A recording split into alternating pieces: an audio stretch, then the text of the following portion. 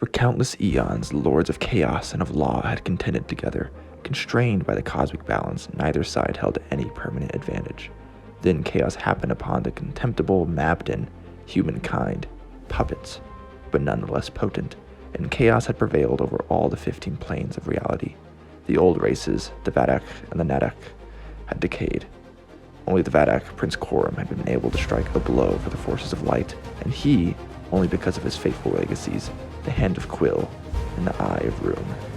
Hello and welcome to Williams Lyceum. I'm your host Liam, aka Hembar, and today I'll be doing a spoiler-free review of Michael Moorcock's The King of the Swords.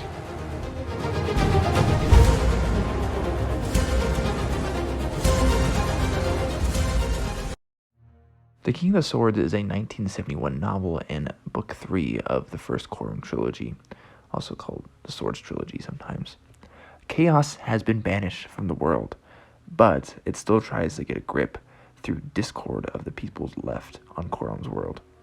This one we have kind of more of like a sci-fi tech in this fantasy world, which we had a little bit of in book 2 as well.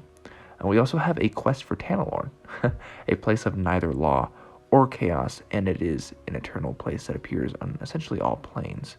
So Corum understands the eternal champion aspect thing going on here more. He sees Elric, Hawkmoon, Erikoze. There's even like some King Arthur references. So we have a lot of stuff going on here, though. Of course, like in the first 2 books, but it's also really short and really quick. So I do like how the Vadak are essentially elves, and they are explicitly connected here, also to the Melniboneans.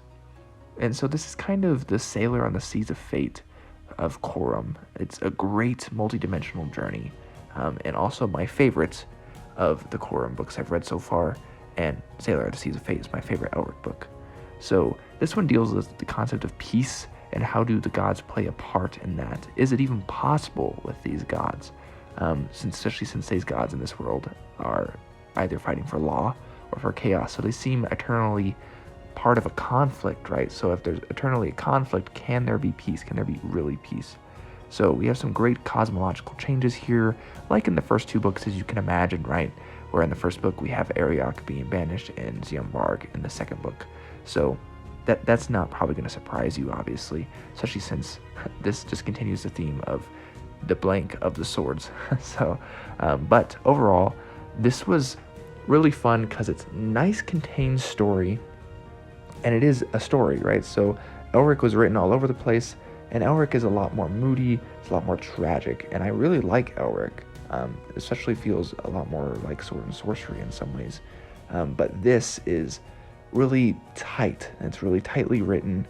It's more consistent, and it's really fun, and I like how much it isn't so tragic.